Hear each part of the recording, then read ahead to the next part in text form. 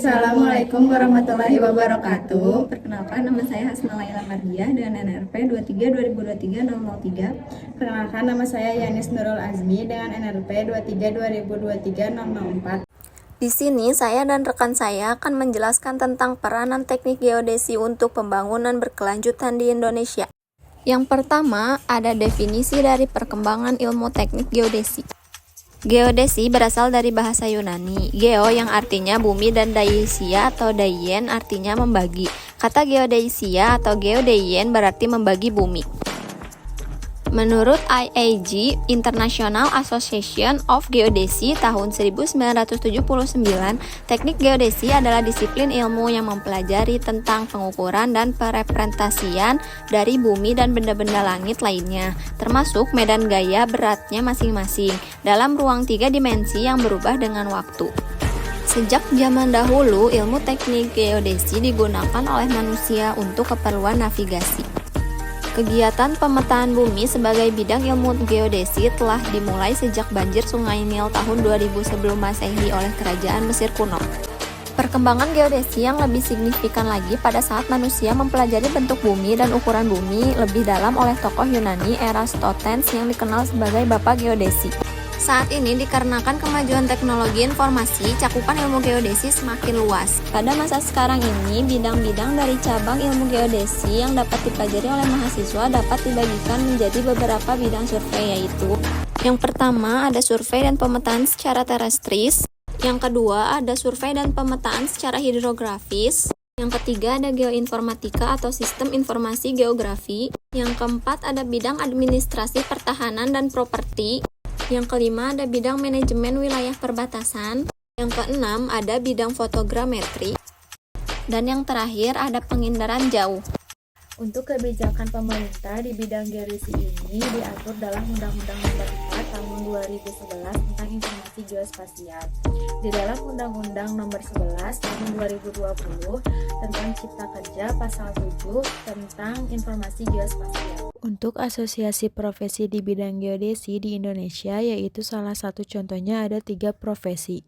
Yang pertama ada MAPIN, Masyarakat Penginderaan Jauh Indonesia, didirikan pada tahun 1990, fokus pada penginderaan jauh dan SIG. Yang kedua ada ISI, Ikatan Surveyor Indonesia, didirikan pada tahun 1964, fokus pada profesi surveyor tanah dan pemetaan. Yang ketiga ada MASKI, Masyarakat Kartografi Indonesia, didirikan pada tahun 1992, fokus pada ilmu kartografi dan pemetaan. Lalu ada teknologi yang berkembang di bidang teknik geodesi, diantaranya adalah yang pertama ada GPS, Global Positioning System. Tipe GPS dibagi menjadi 2 sistem, yang pertama ada RTK dan yang kedua tipe handle. Sistem RTK dengan ketelitian cm dan handle dengan ketelitian meter. Sistem RTK yang canggih saat itu memiliki antena yang besar dan terintegrasi dengan receiver dan controller terpisah yang kami pasangkan pada tongkat survei kami. Sedangkan tipe GPS handle yang memiliki antena kecil, receiver, dan controller yang terintegrasi menjadi satu unit. Perkembangan teknologi receiver GNSS kini menyertakan integrasi gelembung elektronik. Dahulu, gelembung pada tongkat survei diperlukan untuk memastikan posisi dan ketinggian receiver GNSS yang tepat. Kini, receiver GNSS telah mengintegrasikan sensor pitch and roll seperti pada smartphone, memungkinkan pengukuran dengan kemiringan hingga 30 derajat. Ini tidak hanya meningkatkan akurasi, tetapi juga mempermudah survei di area yang sulit diakses. Yang kedua ada survei terestris. Perkembangan pengawasan terestris telah berlangsung sepanjang sejarah. Mulai dari abad pertengahan dengan penggunaan alat seperti kuadran dan astrolabe untuk navigasi dan pemetaan benda langit. Pada abad ke-17 ditemukan teodolit, alat survei presisi yang mengukur sudut horizontal dan vertikal menjadi standar industri. Abad ke-20 menyaksikan pengembangan alat total station yang menggabungkan teodolit dengan electronic distance meter, signifikan meningkatkan akurasi dan efisiensi survei terestris. Akhir abad ke-20 membawa inovasi dengan pemakaian drone dan laser scanning, mempermudah survei lapangan dengan tingkat akurasi yang sangat tinggi. Perkembangan fotogrametri dimulai dari Prancis setelah ditemukannya pemotretan udara. Awalnya, foto udara dimanfaatkan dengan layang-layang dan balon udara oleh Arago, seorang ahli geodesi untuk survei topografi. Pada tahun 1859, Kolonel Aimé Laussedat dari Angkatan Darat Prancis mengembangkan pemetaan topografi dengan sukses menggunakan fotogrametri, dianggap sebagai bapak fotogrametri. Pada tahun 1902, Wright Brothers menemukan pesawat udara, memperluas penggunaan foto udara untuk pengintaian medan dalam Perang Dunia Pertama. Fotogrametri terus berkembang pesat antara Perang Dunia Pertama dan Kedua, melibatkan instansi swasta dan pemerintah di Amerika Serikat dan Eropa. Penggunaan foto udara dalam pemetaan terus meningkat. Peralatan dan teknik fotogrametri memberikan ketelitian tinggi dan efisiensi dalam pemetaan topografi dan pemetaan persil. Yang keempat ada indraja atau penginderaan jauh. Teknologi indraja dan penerapannya terus berkembang pesat. Jika dulu hanya menggunakan kamera, kini ada berbagai sensor seperti pemindai, magnetometer, dan sonar. Dalam geografi dan ilmu kebumian, teknik indraja sangat penting karena citranya memberikan gambaran nyata permukaan bumi. Hal ini sangat membantu ahli geografi dalam mempelajari pola permukiman, penggunaan lahan, hidrografi, geologi, geomorfologi, dan iklim.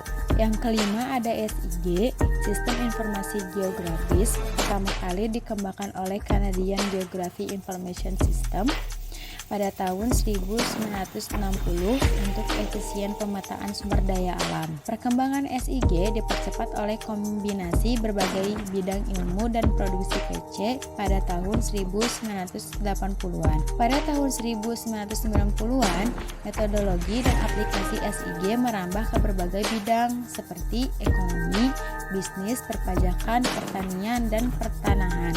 Pada tahun 1996, SIG mulai digunakan dalam bisnis restoran seperti McDonald's untuk menentukan lokasi baru dengan mempertimbangkan populasi, pendapatan, retail yang ada, dan kondisi lalu lintas. Saat ini, SIG memungkinkan pembuatan peta untuk perencanaan wilayah dan kota serta digunakan untuk menganalisis pola dan kecenderungan tersembunyi. Dan yang terakhir ada survei hidrografi. Indonesia adalah salah satu dari 3 negara yang memajukan hidrografi, yang awalnya dimulai di Inggris, negara yang pernah merajai kelautan.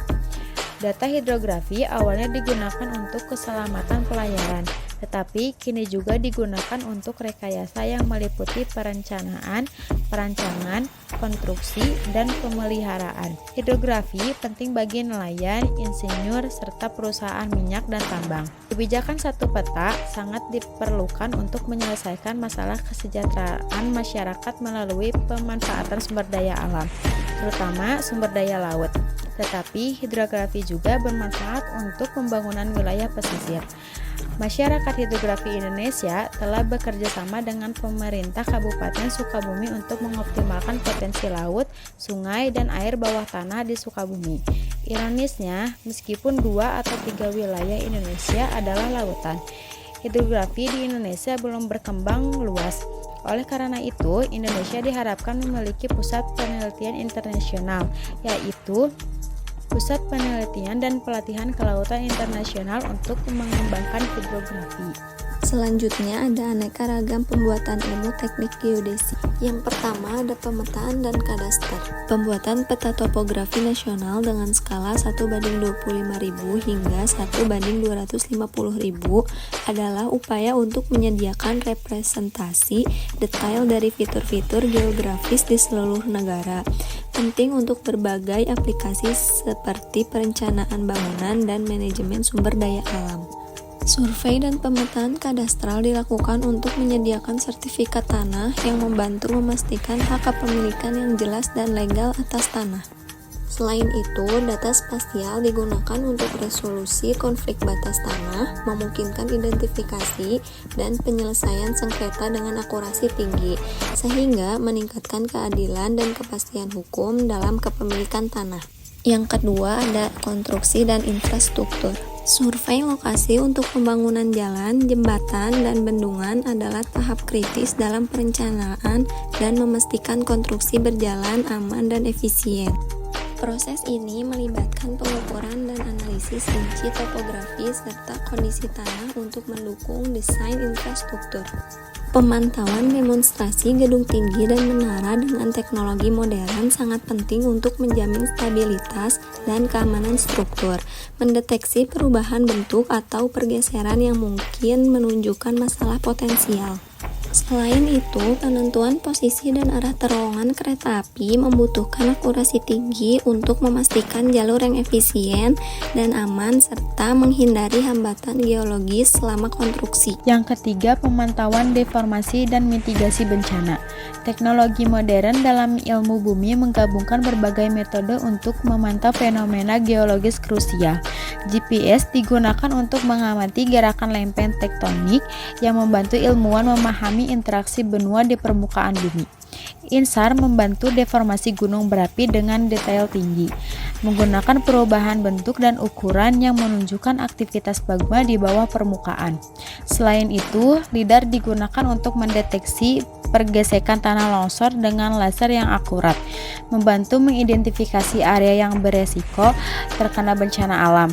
Gabungan teknologi ini memungkinkan ilmuwan mempelajari geodinamika bumi secara efektif dan mendalam. Yang keempat ada oseanografi dan hidrografi. Pemetaan batrimetri merupakan praktik penting untuk meningkatkan keselamatan navigasi di laut.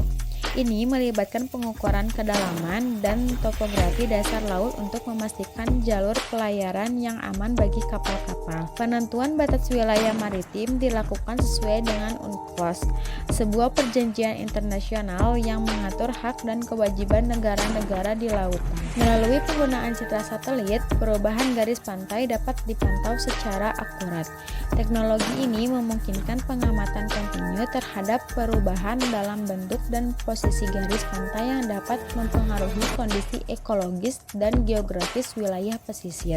Dan yang terakhir ada pertanian presisi dan manajemen lahan. Pemetaan variabilitas tanah menggunakan sensor elektromagnetik adalah teknik yang digunakan untuk mengidentifikasi perbedaan karakteristik tanah seperti tekstur dan kandungan nutrisi di berbagai area lahan. Sistem GPS digunakan dalam aplikasi pupuk variabel untuk mengoptimalkan penggunaan pupuk berdasarkan kebutuhan spesifik tanaman di lokasi tertentu, meningkatkan efisien penggunaan sumber daya dan mengurangi dampak lingkungan. Pemantauan kesehatan tanaman dengan drone memanfaatkan teknologi penginderaan jarak jauh untuk mengamati secara langsung kondisi tanaman seperti kelembaban tanah, kepadatan vegetasi, dan penyakit tanaman, memungkinkan respon cepat terhadap masalah pertanian. Sekian pembahasan dari kami. Wassalamualaikum warahmatullahi wabarakatuh.